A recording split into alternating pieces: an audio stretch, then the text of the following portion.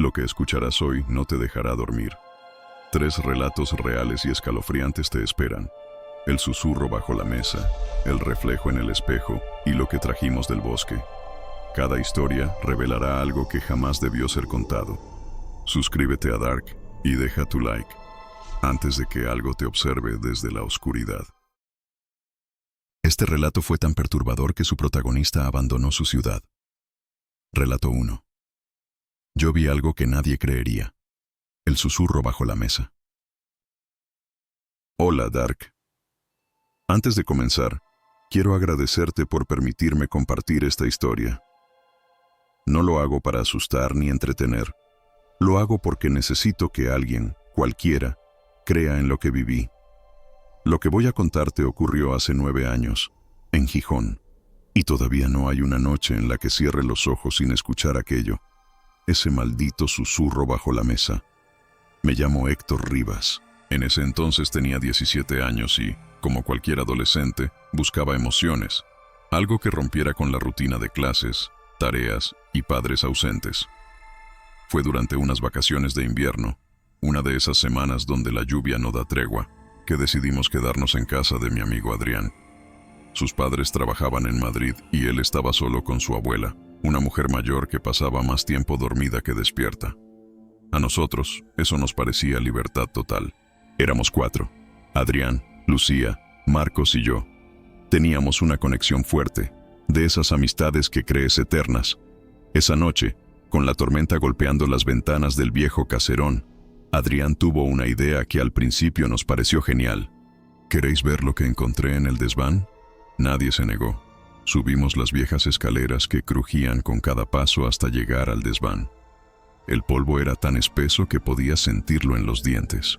Entre cajas de ropa vieja y retratos rotos, allí estaba un tablero de Ouija con las letras desgastadas y un puntero de madera oscura que parecía más antiguo que la casa misma.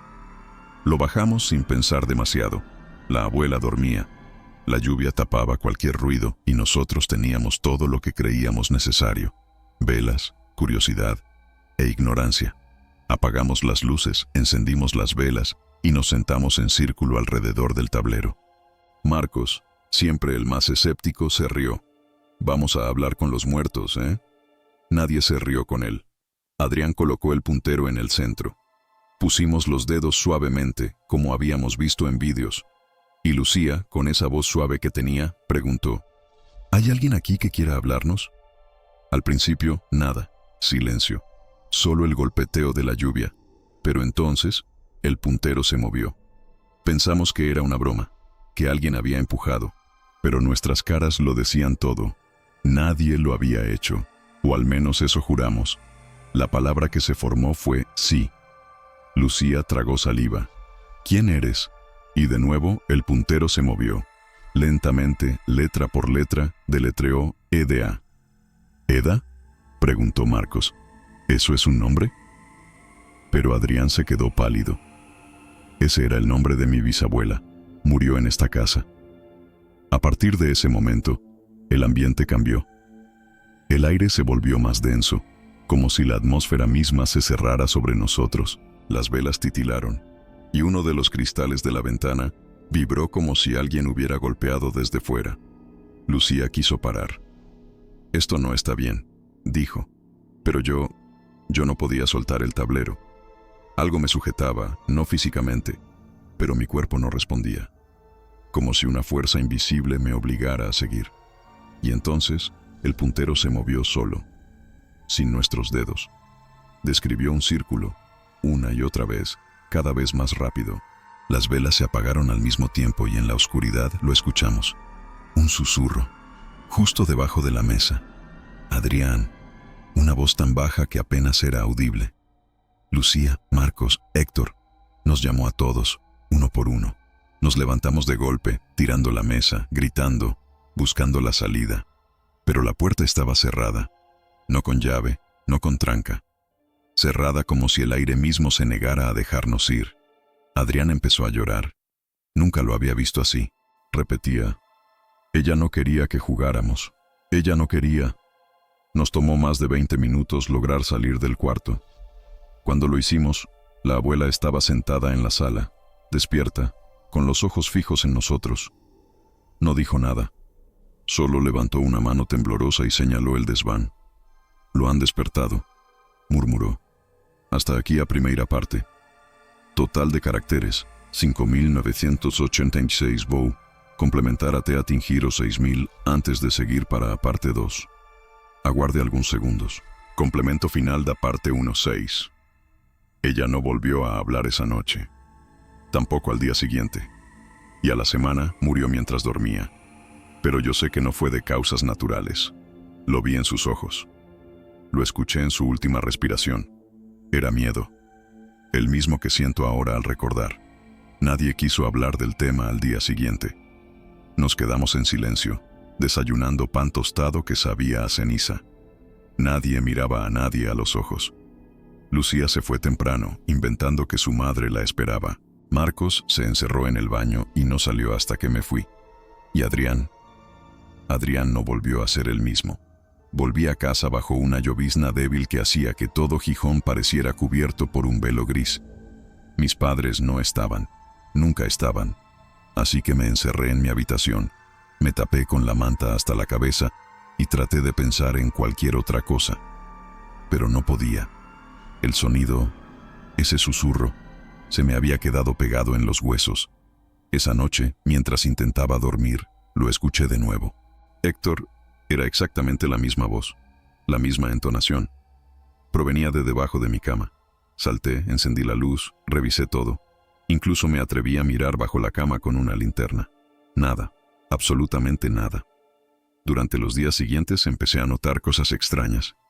Las luces parpadeaban solo en mi habitación. Mis auriculares, sin estar conectados, emitían un zumbido intermitente como si alguien intentara hablar por ahí. Y, lo peor de todo, comencé a tener sueños.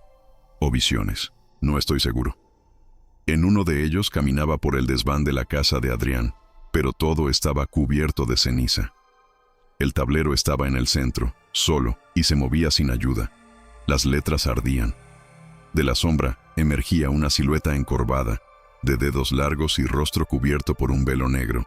No hablaba, solo me señalaba. Cada vez que despertaba, había una palabra escrita en el espejo del baño. La primera vez decía, ¿recuerdas? Otra vez fue, jugaste. Y luego simplemente, ella viene. Me armé de valor y fui a ver a Lucía. No la encontraba en ningún sitio.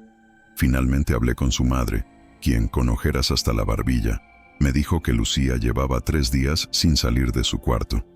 Dice que alguien la observa desde el armario, murmuró. Marcos había dejado de responder mensajes. Fui a su casa y su hermano me dijo que estaba hospitalizado. Había intentado arrancarse los ojos. Decía que veía cosas cuando cerraba los párpados. Me explicó, sin saber si reír o llorar. ¿Y Adrián? Él ya no salía de casa. Lo llamé, lo busqué. Nada. Hasta que una noche recibí una nota en mi buzón. No tenía remitente. Solo decía, no debía hacerlo. Ella me eligió. No vengas. Ese mismo día, la policía encontró su cuerpo flotando en el río Pils. Dijeron que fue suicidio, que se había atado piedras a los tobillos, pero yo vi las marcas, vi las señales en sus muñecas, como si algo lo hubiera arrastrado al agua. Volví al caserón una vez más. Tenía que entender. Tenía que recuperar algo que habíamos dejado atrás. Subí al desván, ignorando los escalofríos que me paralizaban. El tablero seguía allí, en la misma posición en que lo habíamos abandonado. Pero había algo más. Una figura. Estaba de espaldas, vestida de negro, inmóvil. Podía oír el sonido de su respiración, como si cada exhalación arrastrara un grito. «Héctor», dijo con voz quebrada. «Falta uno». Corrí. No miré atrás. Bajé saltando escalones, golpeándome contra las paredes. Salí a la calle y vomité frente a la verja. Esa noche no dormí. Esa noche empaqué lo poco que tenía y tomé un tren a León. No le dije a nadie. No me despedí. Abandoné Gijón. Para siempre. No por cobardía, sino porque entendí algo. Ese susurro bajo la mesa no era un simple eco. Era una promesa. Una promesa de que volvería por mí. Creí que al dejar Gijón todo terminaría. que la distancia rompería cualquier vínculo con aquello que habíamos despertado, pero me equivoqué. Alquilé una habitación en una pensión antigua en León, cerca de la calle Ancha. No era gran cosa, pero era barata y silenciosa. La señora que la regentaba, doña Mercedes, era amable, aunque un tanto entrometida. Me preguntó por qué un joven como yo había venido solo, sin maletas, sin historia. Mentí. Dije que venía a estudiar. Ella sonrió. «Bueno, al menos aquí dormirás tranquilo», dijo. Esa noche fue la primera vez en días que pude cerrar los ojos sin sobresaltos. Pero no soñé. O eso creí. A las 3 de la madrugada, el timbre de la pensión sonó con insistencia. Escuché pasos por el pasillo, luego silencio, luego el susurro, esa misma voz, tan baja que parecía formar parte del aire. «Héctor». Salté de la cama empapado en sudor. Fui al pasillo, pero no había nadie. El timbre no había sonado, según doña Mercedes. «Estás nervioso, muchacho. Será el cambio de clima». Pero yo sabía que no era eso. Al regresar a mi habitación, encontré algo bajo la puerta, una pequeña figura de madera, el puntero del tablero Ouija, el mismo, no uno parecido, el mismo, quemado por una esquina, con una gota de cera negra aún adherida. Lo tiré por la ventana. No quería tocarlo, no quería ni mirarlo, pero al despertar, estaba otra vez allí, sobre mi almohada. Las noches siguientes se volvieron insoportables. Escuchaba golpes detrás de las paredes, risas que se transformaban en lamentos. A veces la radio de la pensión se encendía sola, siempre en la misma emisora estática, repitiendo una palabra entre los ruidos: «Juega». Intenté hablar con Lucía, pero su teléfono ya no funcionaba. Me atreví a buscar su nombre en internet. Había desaparecido, sin dejar rastro. Su madre había denunciado que una noche salió de casa gritando que la sombra venía por ella, y nunca volvió. Entonces, supe que no importaba cuán lejos fuera. No se trataba del lugar, se trataba de nosotros, de lo que habíamos hecho. Doña Mercedes comenzó a notar mis ojeras, mi temblor constante. Me preparaba infusiones y dejaba en la mesita estampitas de santos. «¿Tienes pesadillas, hijo?», me preguntó un día. Asentí. No podía explicarle que ya no dormía porque cada vez que cerraba los ojos, la veía. Una noche me desperté con el cuerpo completamente paralizado. Estaba acostado, los ojos abiertos, pero no podía moverme. Sentí como el colchón se hundía, como si alguien se sentara a mis pies. Y entonces el aliento, frío, mojado, pegajoso. «Uno más», susurró. «Solo falta uno». No pude gritar, no pude rezar. Solo una lágrima escapó de mis ojos mientras aquello se deslizaba lentamente sobre mí, sin tocarme, pero haciéndome sentir cada segundo como si mi alma se encogiera. Al día siguiente, empaqué mis cosas otra vez. No podía quedarme, pero algo dentro de mí sabía que ya no había a dónde ir.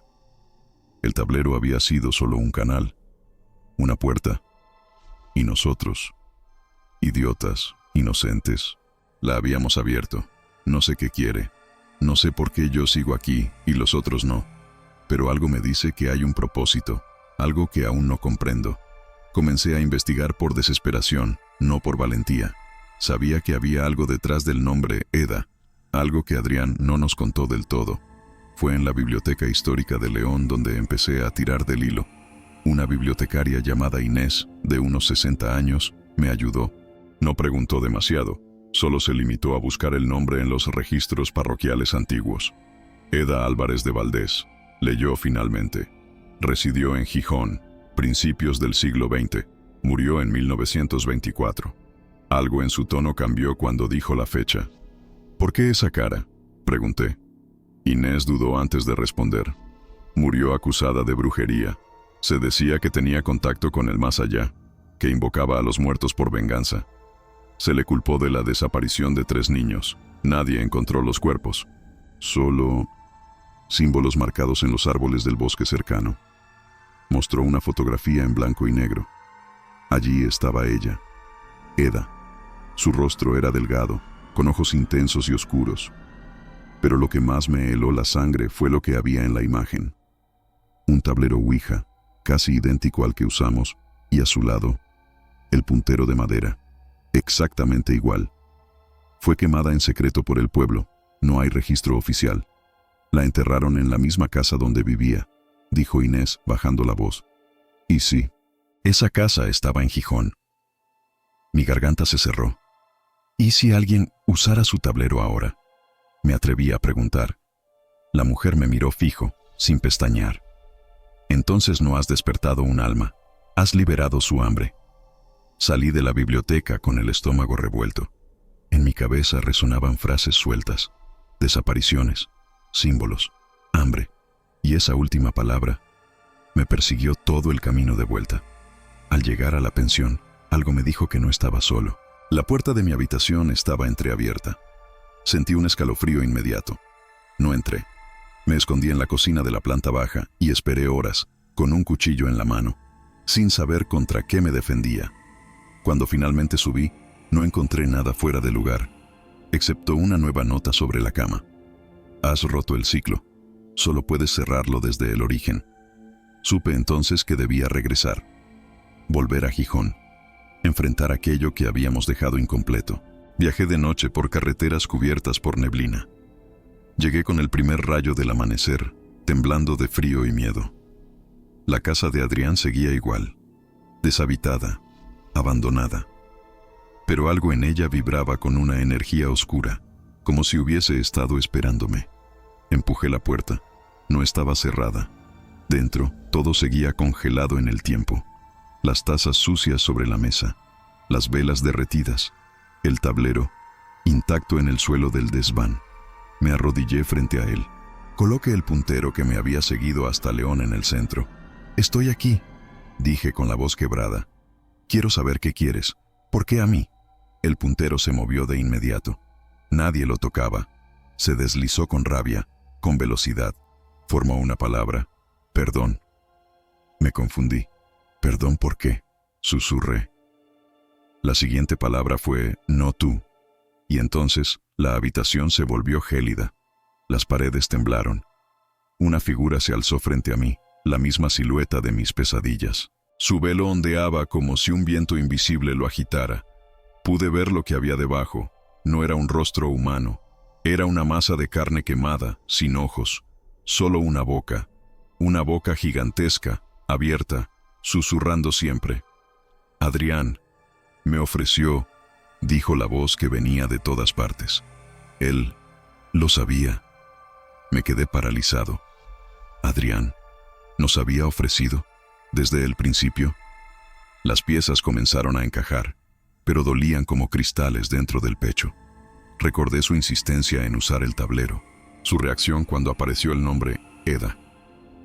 El miedo que sintió no era genuino, era culpa. El tablero se movía solo, y cada palabra era una herida nueva. Lo sabía. Promesa, sangre, ofrenda. Intenté huir, pero no pude. Mis piernas no respondían. La figura delante de mí levantó una mano que no era mano, sino un remolino de sombra. Y lo que parecía ser su boca se expandió, dejando escapar un grito silencioso. No era sonido, era memoria. Vi imágenes, momentos. Adrián, en secreto, en esa misma habitación, semanas antes de aquella noche, usando el tablero, solo, pidiendo algo, un deseo desesperado. Lo vi escribir en un cuaderno. Ella dijo que sí, solo tengo que traerlos. Lucía, Marcos, yo, éramos la ofrenda. La traición me rompió por dentro. Adrián no solo jugaba con lo prohibido, había hecho un pacto. No sé qué pidió, no sé qué deseaba tanto como para entregar a sus amigos, pero lo pagó. Al final, también fue devorado. La figura comenzó a desvanecerse lentamente, y con ella el tablero se agrietó. No explotó, no ardió. Solo se resquebrajó como si ya no tuviera propósito. El puntero cayó al suelo y se partió en dos. Creí que había terminado, pero me equivoqué. Esa noche dormí por primera vez en la casa de mis padres, vacía desde hace meses. Me tumbé en mi cama de adolescente y traté de entender lo que había vivido. Soñé con un bosque, árboles altos, susurrando, niños caminando en fila, guiados por una sombra, y luego desperté. O eso creí, porque frente a mí, en el borde de la cama, estaba Lucía, o algo que se parecía a ella. Sus ojos eran negros, su piel grisácea, sonreía, pero su sonrisa era rígida, falsa, como una fotografía antigua mal impresa. «Gracias», dijo. «Ahora puede ver a través de ti». Grité, me lancé hacia la puerta, pero no se abrió. Golpeé, pataleé, lloré. Cuando finalmente la tranca cedió, ya no había nadie. Ni Lucía, ni sombra. Solo mi reflejo en el espejo del pasillo, mirándome con una expresión que no reconocía. Me fui de Gijón esa misma noche, de nuevo, esta vez para siempre.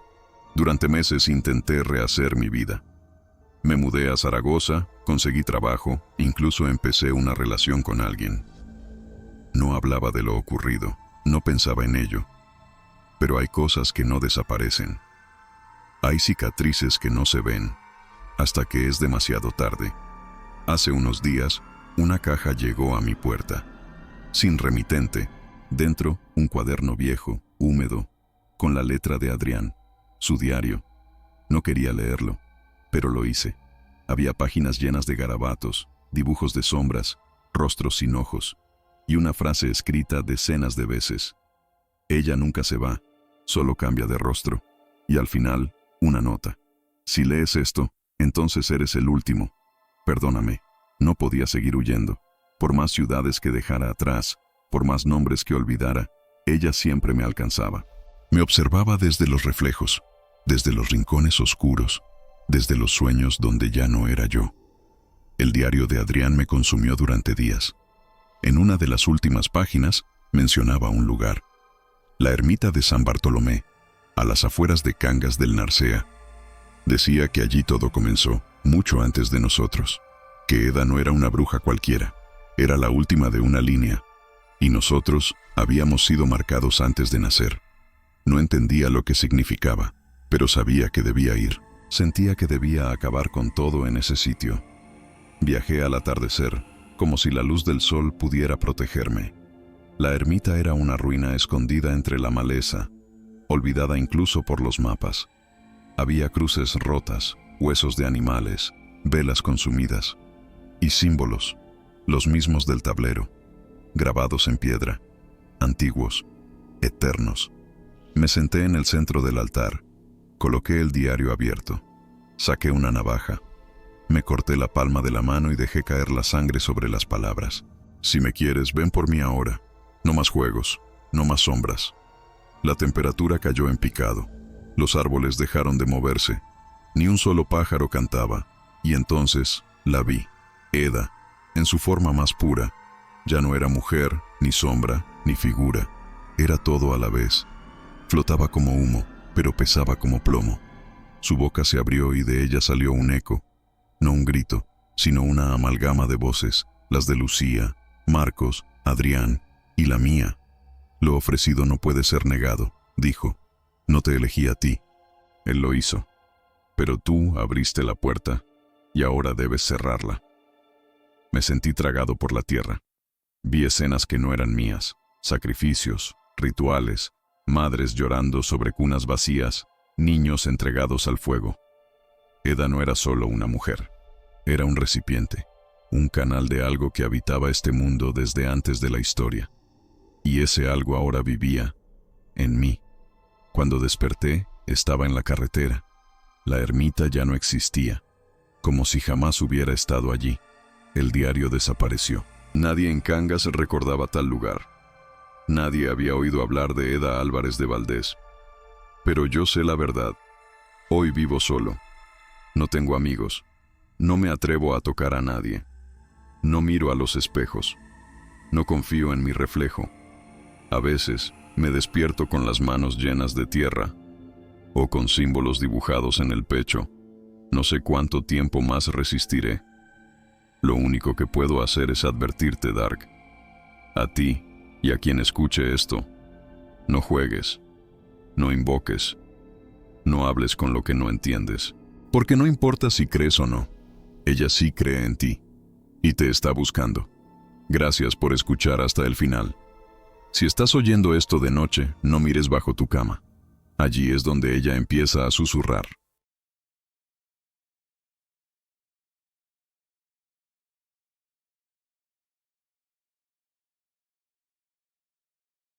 Relato 2. Lo que trajimos del bosque.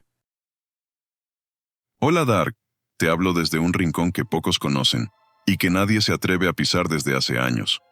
Me llamo Mariana Cruz, nací en Porto, Portugal, y crecí creyendo que los cuentos de miedo eran solo eso, cuentos.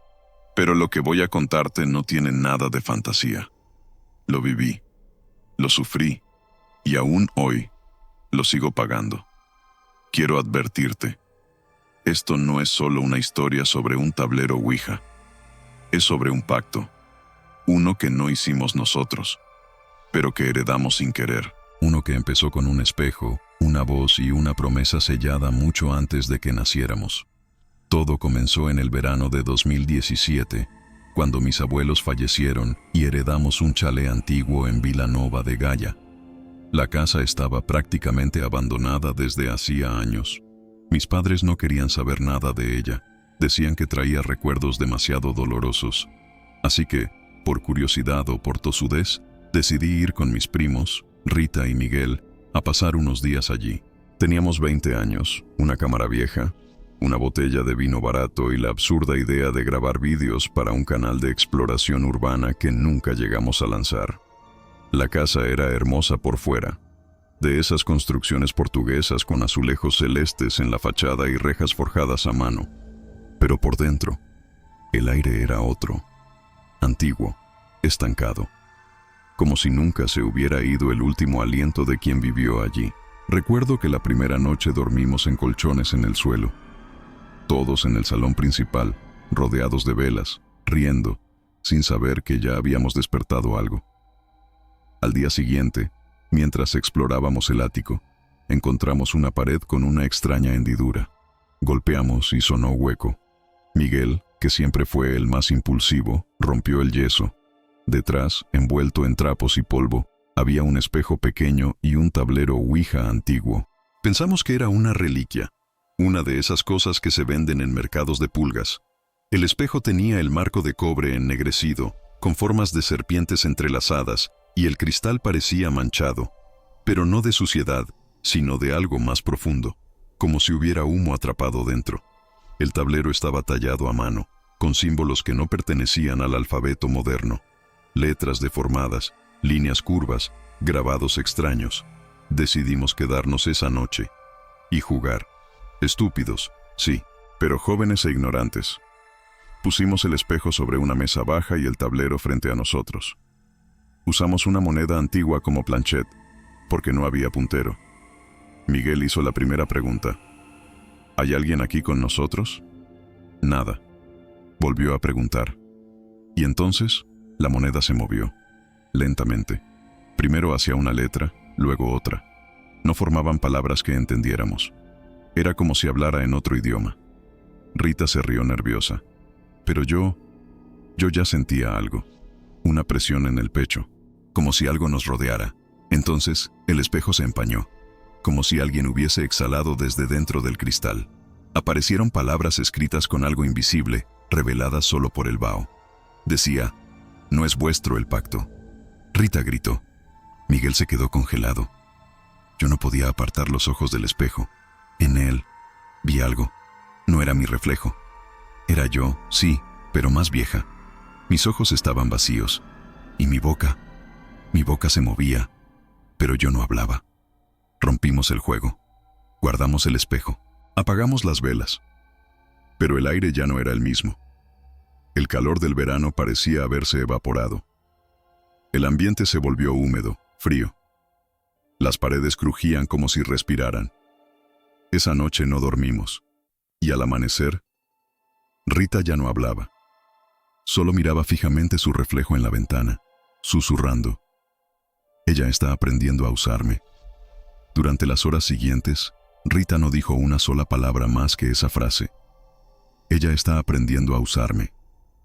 Al principio pensamos que era un colapso nervioso, una especie de shock, pero sus ojos estaban vacíos, como si ya no la habitara la misma persona con la que crecimos. Miguel intentó calmarla, pero ella se apartaba de nosotros.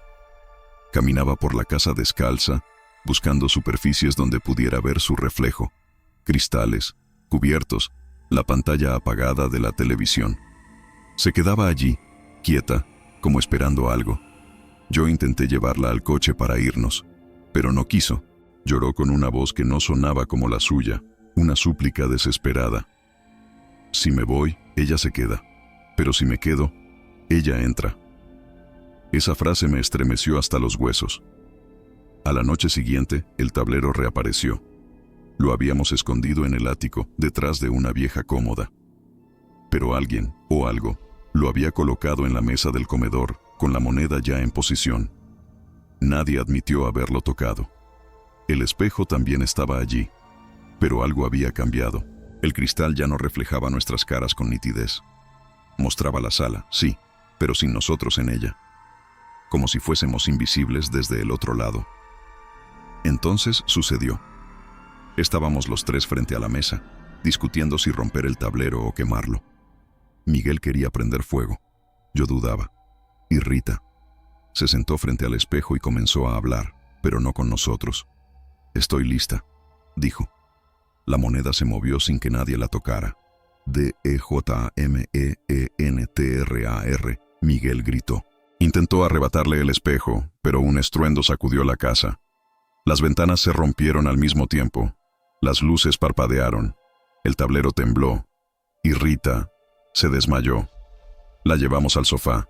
Su cuerpo estaba helado, sus labios morados. La cubrimos con mantas y esperamos. Cuando despertó, no recordaba nada. Nada del tablero, nada del espejo, nada de sus palabras. Pero esa noche, mientras todos dormíamos en el salón, la vi. Vi a Rita levantarse sin hacer ruido y caminar hasta el espejo. Se paró frente a él, y entonces su reflejo sonrió. No su cuerpo, solo el reflejo. Yo no me atreví a moverme. Me hice la dormida. Pero escuché su voz hablando en un idioma que no era portugués. Sonaba antiguo, susurrado, como un canto ritual. Y el reflejo comenzó a moverse por cuenta propia. Levantó la mano, mientras Rita la tenía inmóvil. Parpadeó cuando ella no lo hacía. Finalmente se inclinó hacia el vidrio y lo traspasó. No lo toqué. No me acerqué. Me limité a mirar cómo esa cosa salía del espejo y se escondía en la sombra detrás del sofá. Al amanecer, Miguel ya no estaba. Lo buscamos por toda la casa. Gritamos su nombre. Recorremos el terreno. Nada. Solo encontramos una huella de mano, desde dentro del espejo. Esa fue la última noche que Rita me habló con su voz. A partir de entonces, cuando decía algo, su acento cambiaba. Su tono era grave. Sus frases tenían sentido solo a medias. Y siempre terminaban igual. Tú no debías estar aquí. No sabía a quién recurrir.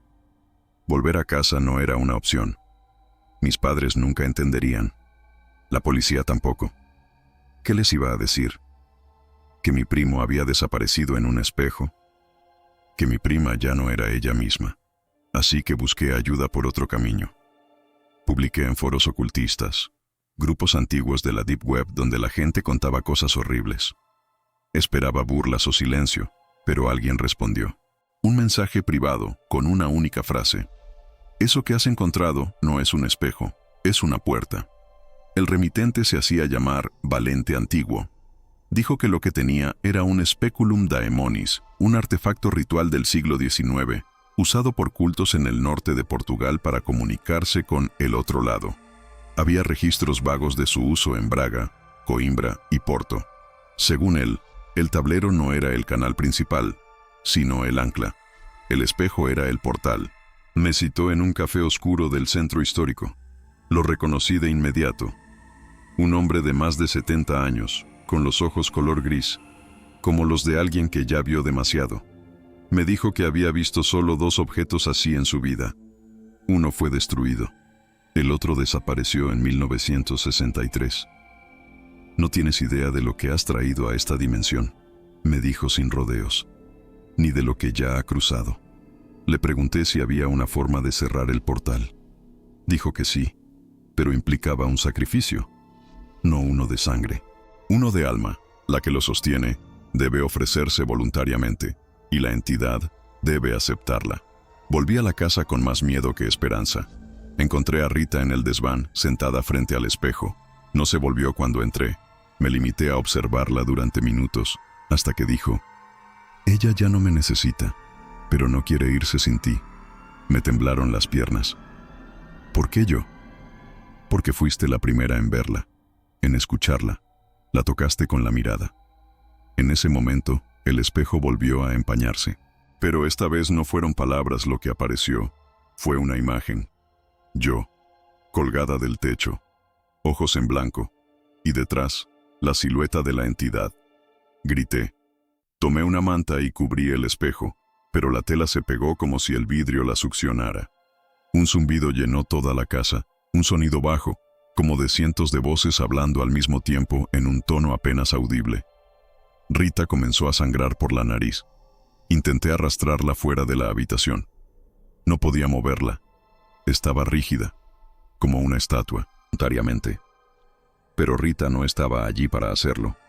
Esa noche, dormí frente a la puerta del desván con un crucifijo que encontré en una cómoda. No sé si por fe o por desesperación. Y soñé con Miguel. Estaba dentro del espejo. Pero no gritaba. No pedía ayuda. Solo me miraba. Y sonreía. Al despertar encontré una caja de cartón en la puerta principal. Esa caja con el cabello de Rita fue el punto final de mi resistencia. Ya no se trataba de salvar a mi prima ni de descubrir el origen del espejo. Necesitaba comprender lo que realmente estaba ocurriendo y por qué nos había caído a nosotros. Volví a Oporto y busqué documentos antiguos de mi familia. Mi madre siempre hablaba poco sobre sus abuelos y ahora entendía por qué. Un diario, firmado por Alcira Cruz, mi bisabuela. Las primeras páginas hablaban de su juventud, de la mudanza a Gaia, de un marido violento y de un hijo que murió inexplicablemente a los 8 años. Pero después de 1925, el tono cambiaba.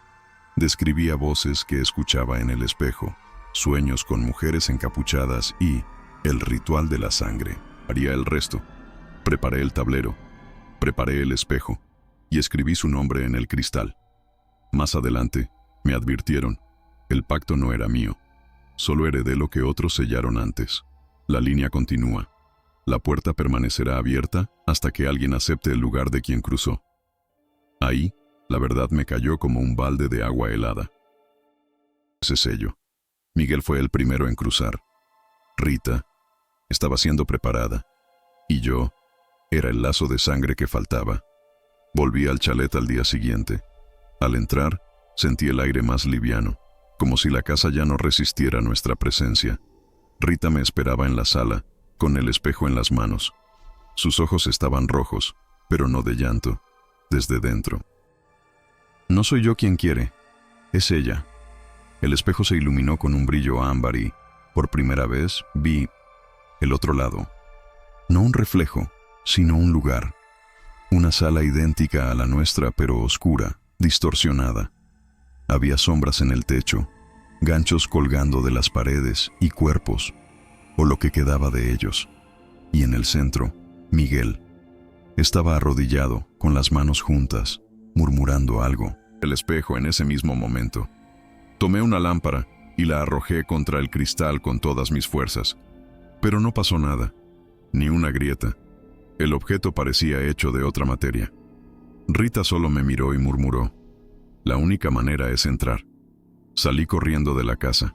Pasé 3 días en un hotel sin dormir, sin comer, solo escuchando susurros que venían del baño. Donde pasara, la sentía, en los reflejos, en los sueños, incluso en los pensamientos. No era que ella viniera por mí, era que yo ya no pertenecía del todo a este lado. Volví al chalet con una sola intención: terminar con todo. No sabía cómo, no sabía si saldría viva. Pero no podía seguir así. No podía seguir huyendo de los espejos. De todo había comenzado. El espejo me esperaba en el centro de la sala, apoyado sobre una silla vieja. Alrededor, velas negras encendidas. Y frente a él, Rita, o lo que quedaba de ella. No me miró. No habló. Solo susurraba palabras antiguas, un idioma sin raíces, como si recitara una plegaria prohibida. La oí decir mi nombre, y entonces el espejo se iluminó. Observaban. Algunos lloraban, otros reían, pero todos tenían algo en común. Habían cruzado.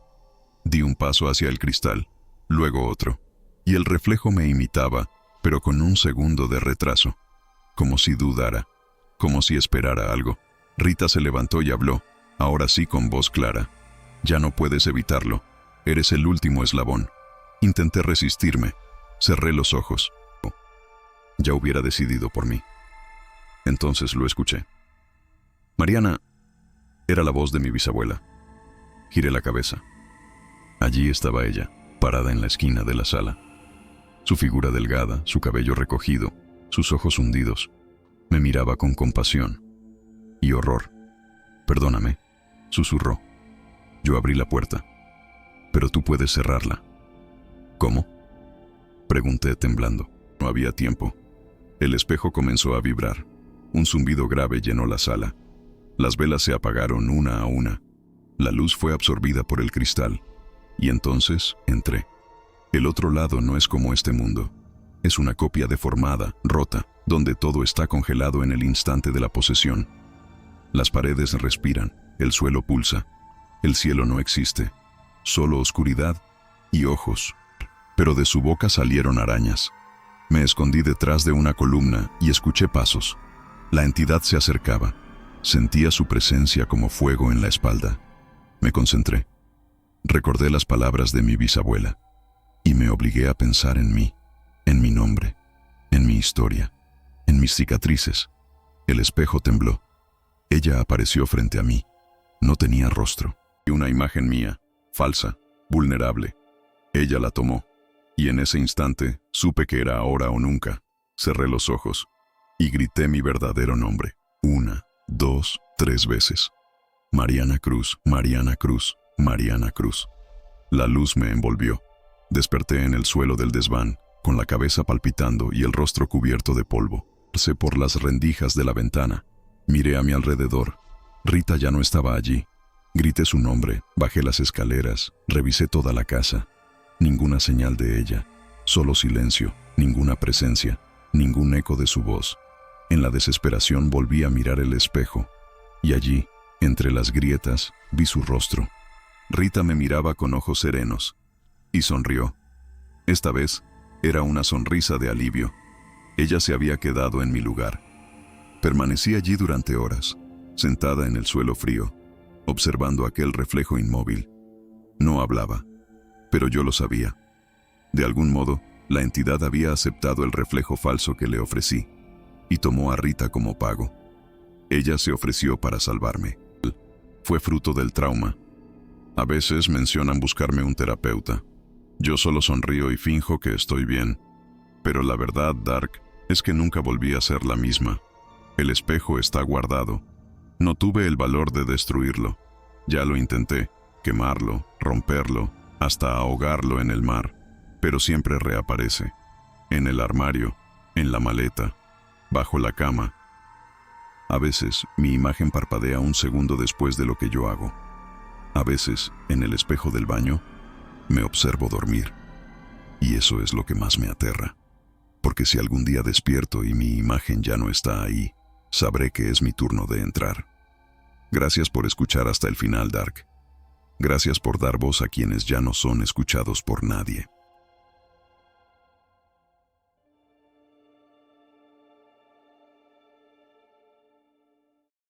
Relato 3. Lo que trajimos del bosque. Nadie volvió igual.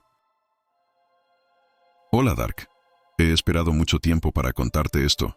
No porque no quisiera, sino porque no sabía cómo. Algunos recuerdos son como astillas. Están enterrados tan profundamente que duelen incluso cuando solo los nombras. Mi nombre es Sergio Beltrán. Soy de Andorra la Bella.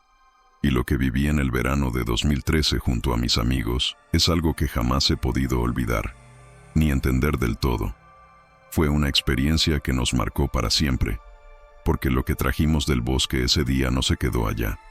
Nos siguió, y sigue con nosotros, aunque ya no todos estemos aquí para contarlo. Todo comenzó con un plan bastante típico: acampar durante el fin de semana. Éramos 5: yo, Hugo, Xavi, Laia y Marta. Teníamos 18 años. Acabábamos de terminar el instituto y queríamos celebrarlo alejándonos de todo, respirando aire puro y, en palabras de Xavi, haciendo alguna locura de esas que se recuerdan toda la vida. La locura no tardó en aparecer. Xavi había conseguido un mapa viejo, encontrado en la biblioteca de su abuelo, que marcaba una ruta olvidada por los excursionistas. Un sendero hacia un claro en medio del bosque de la Rabasa, un sitio que, según los lugareños más viejos, estaba maldito. Lo decían en voz baja, claro, como si no quisieran darle demasiada fuerza a la palabra. Dicen que allí desaparecieron unos niños en los años 70. Nos contó Hugo mientras subíamos por el sendero, que los buscaron durante semanas, pero lo único que encontraron fue una mesa de piedra con símbolos tallados en ella. Nos reímos, no porque no nos asustara la historia, sino porque teníamos esa arrogancia juvenil de creer que nada podía tocarnos, que todo era parte de una vieja leyenda de pueblo. Llegamos al claro al atardecer, y ahí estaba, la mesa de piedra, tal y como Hugo la había descrito, cubierta de musgo, rota por un lado, y con símbolos que nadie de nosotros reconocía. No eran letras, no eran dibujos, eran como huellas, hechas con garras. Instalamos las tiendas al borde del claro. Comimos bocadillos fríos, abrimos una botella de vino barato y nos sentamos alrededor de la mesa con linternas encendidas. Fue entonces cuando Laia sacó algo de su mochila, una tabla ouija improvisada, hecha a mano con cartón y un vaso de cristal como puntero. «Estás de coña», dijo Marta con una sonrisa incómoda. «Vamos, solo es por diversión», insistió Laia. Además, este sitio lo pide a gritos. Y sí, lo pedía. La oscuridad del bosque era tan densa que las linternas parecían tragadas por los árboles. El silencio era absoluto, ni insectos, ni viento. Solo la respiración de los 5 y nuestros latidos. Pusimos el tablero sobre la mesa de piedra. Todos colocamos los dedos sobre el vaso. Laia hizo la primera pregunta. ¿Hay alguien con nosotros? Silencio. ¿Quieres hablarnos? El vaso no se movió, hasta que lo hizo. Lento, muy lento. Se deslizó hacia la letra S, luego hacia la I. Después, se quedó quieto. ¿Sí?, susurró Hugo. El vaso se deslizó hacia la S otra vez, luego hacia la A. ¿Quién eres? Nada. ¿Qué quieres? El vaso se movió, más rápido esta vez. Formó una palabra.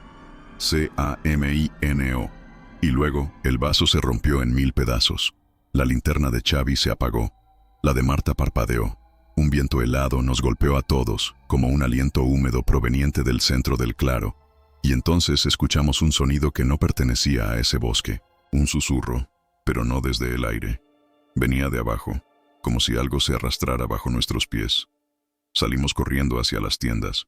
Nadie habló. Nadie rió. Nadie dijo que fue una broma. Porque sabíamos, Dark. Sabíamos que habíamos despertado algo que llevaba décadas dormido. No dormimos esa noche. Cada vez que uno de nosotros cerraba los ojos, algo crujía entre los árboles. No eran ramas normales. No era el viento. Era como si alguien, o algo, caminara descalzo alrededor de las tiendas, pisando hojas húmedas y ramas podridas con una lentitud insoportable. A las 3 de la madrugada, Xavi gritó. Salimos de nuestras tiendas como pudimos, con las linternas temblando en nuestras manos. Xavi estaba de pie, apuntando hacia el claro. «Lo vi», dijo jadeando. «Juro que lo vi. Estaba allí». «¿Quién?», preguntó Marta. «Un niño». Nadie dijo nada. Solo nos miramos, buscando en los rostros de los demás algún rastro de certeza o locura. Pero entonces Laia, con voz apenas audible, susurró.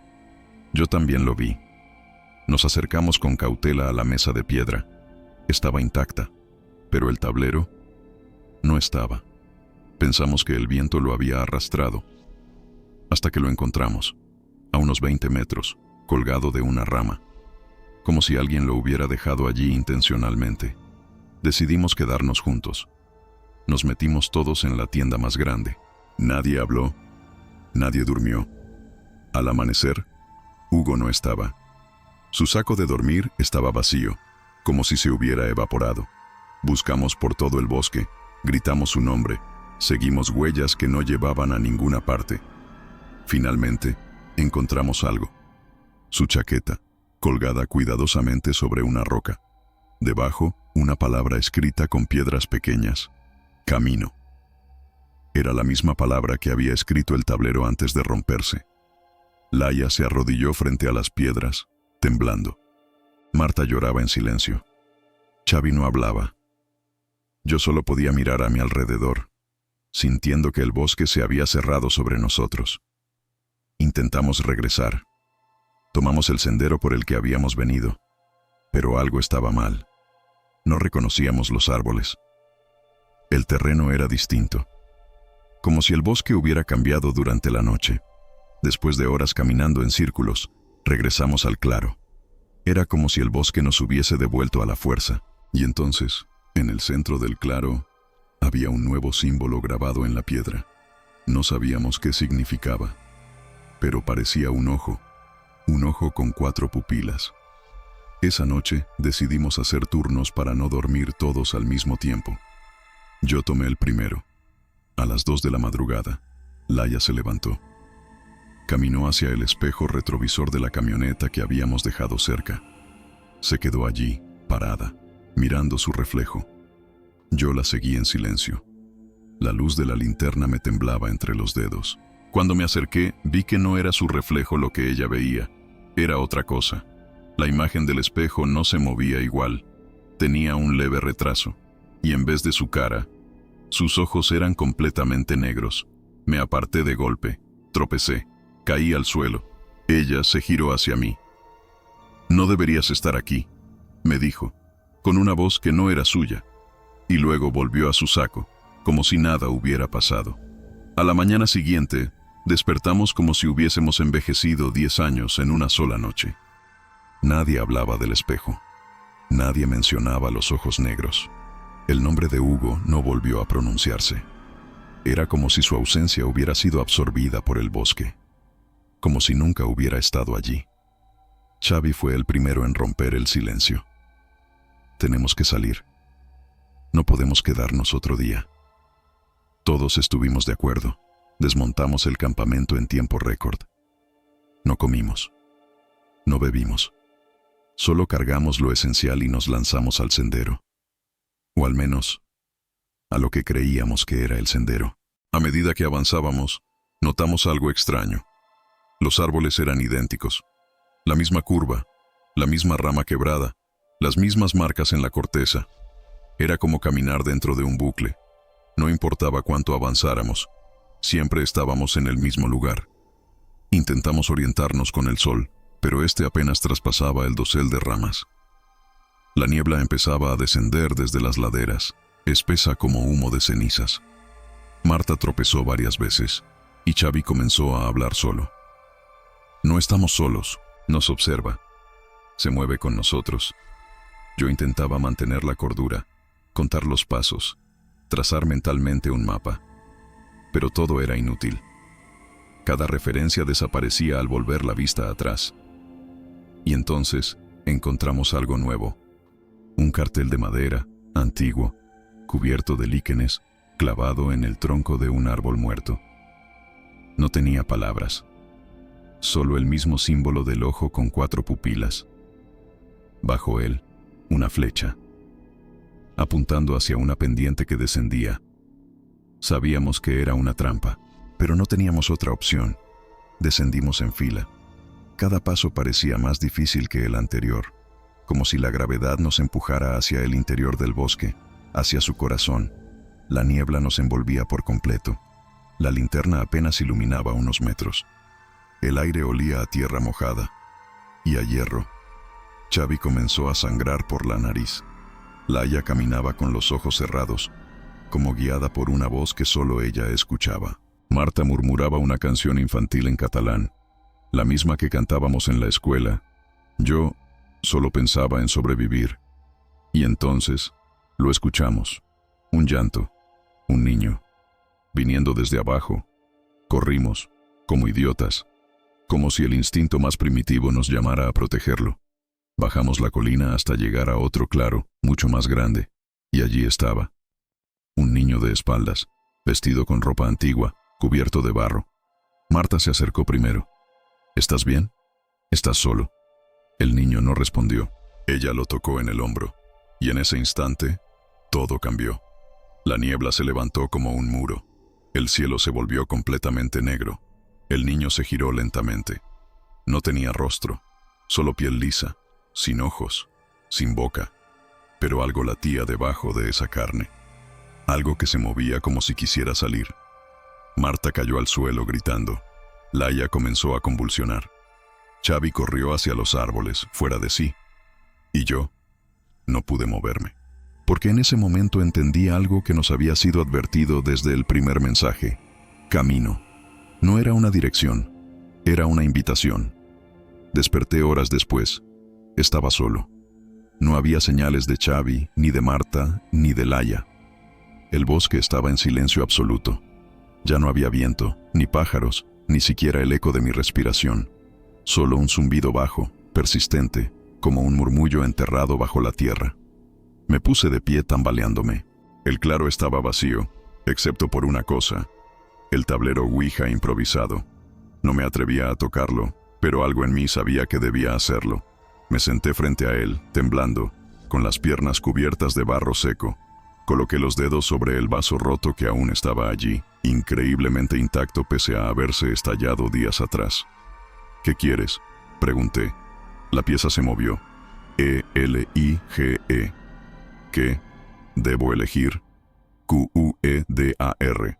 O L-L-E-V-A-R. No entendía. ¿Quedarme? ¿Llevar qué? Y entonces la tierra tembló bajo mí. No un terremoto.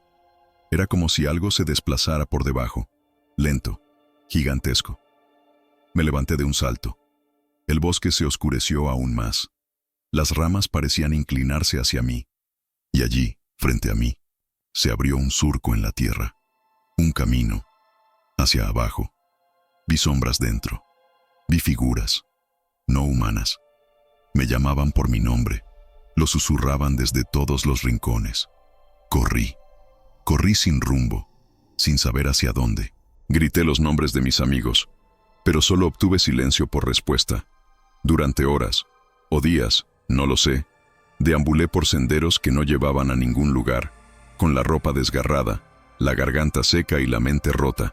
Y entonces, al final de un pasillo de árboles, encontré a Marta, o lo que quedaba de ella. Estaba parada, inmóvil, con los ojos cerrados y el rostro cubierto de símbolos grabados en la piel. Su boca estaba cosida, literalmente, como si algo quisiera impedirle hablar. En sus manos sostenía una piedra cubierta de sangre, y bajo sus pies, el símbolo del ojo. La toqué. Sus ojos se abrieron, negros, sin alma, y habló, sin abrir la boca. Elegiste llevarlo contigo. Caí de rodillas. Lloré. Supliqué. Grité que no entendía, que solo quería salir. Lo que el bosque te da, lo llevas para siempre, continuó. Y tú, fuiste marcado al primer susurro. Entonces entendí. La ouija, los símbolos, el niño sin rostro, todo había sido una cadena. Y cada uno de nosotros había sido una pieza necesaria. Pero solo uno saldría, el que el bosque eligiera. Vi el reflejo de mi rostro en un charco cercano, y en mis ojos había una sombra que no estaba antes. Estaba cambiando, por dentro. Salí del bosque al amanecer. No recuerdo cómo. Solo sé que, después de caminar entre sombras durante horas eternas, los árboles comenzaron a abrirse y de pronto vi una carretera, una línea de asfalto desierta que brillaba bajo la niebla. Caí de rodillas. Lloré, grité, no por alivio, sino por la certeza de que no todos habíamos salido, y de que yo no era el mismo que había entrado. Un camionero me encontró poco después. Dijo que caminaba descalzo, con la ropa rasgada, y que mis ojos parecían vacíos. Me llevó al hospital de Andorra. Pasé 2 noches en observación. Me hicieron preguntas que no supe responder.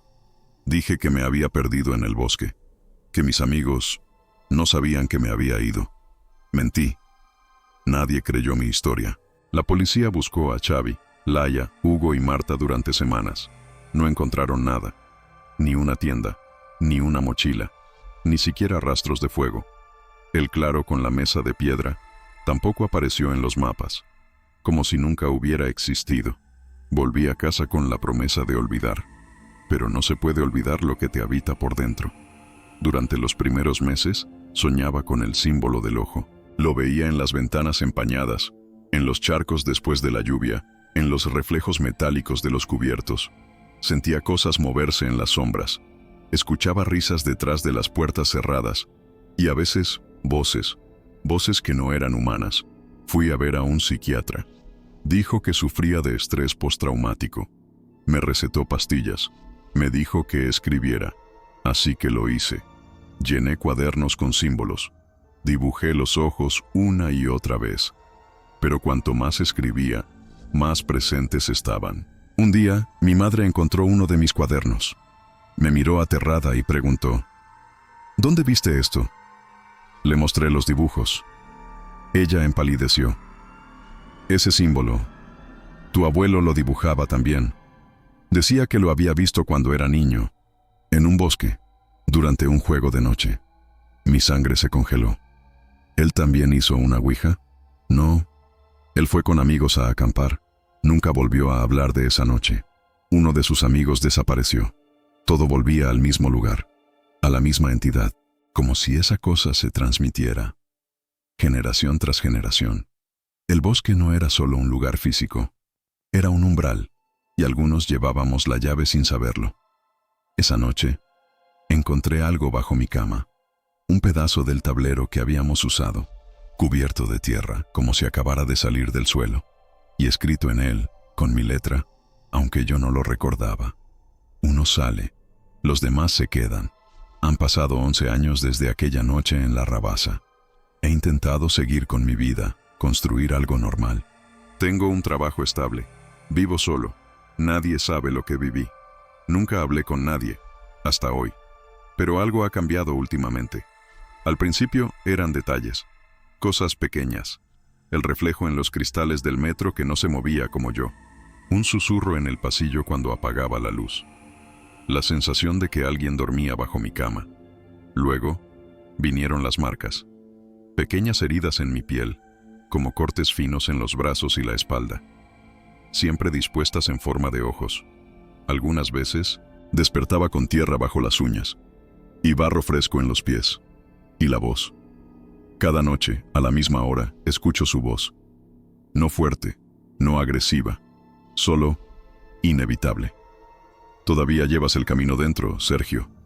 Ya no sé si estoy despierto o soñando, si sigo aquí o si nunca salí realmente del bosque. A veces me miro al espejo y siento que mis ojos no me pertenecen. Una parte de mí cree que el bosque me dejó salir a propósito, que soy un portal, que soy el puente entre este mundo y lo que hay más allá de los árboles. Intenté volver a la Rabasa hace un año. Solo encontré árboles normales. Ninguna mesa de piedra, ningún claro, ningún símbolo. Pero al cerrar los ojos, la escuché. Queda uno. Y ahora estoy escribiendo esto, porque ya no sé si me queda tiempo, porque quiero que alguien sepa la verdad. Dark, si estás oyendo esto, te lo ruego. Nunca hagas una ouija en un bosque. Nunca sigas caminos que no estén en los mapas. Y nunca respondas a voces que llaman tu nombre desde la niebla. Porque si contestas, ya no serás tú el que hable. Gracias por escuchar mi historia. Y si esta noche sueñas con un ojo que no parpadea, no lo mires. Solo baja la cabeza. Y corre. Gracias por acompañarnos hasta el final de este oscuro relato. Si tú o alguien que conoces ha vivido algo similar, no dudes en enviarnos tu historia al correo que encontrarás en la descripción. Suscríbete a Dark y activa la campana para no perderte lo que aún está por contarse, antes de que sea demasiado tarde. Recuerda, el tablero Ouija no es un juego, es un umbral, y una vez abierto, jamás vuelve a cerrarse del todo.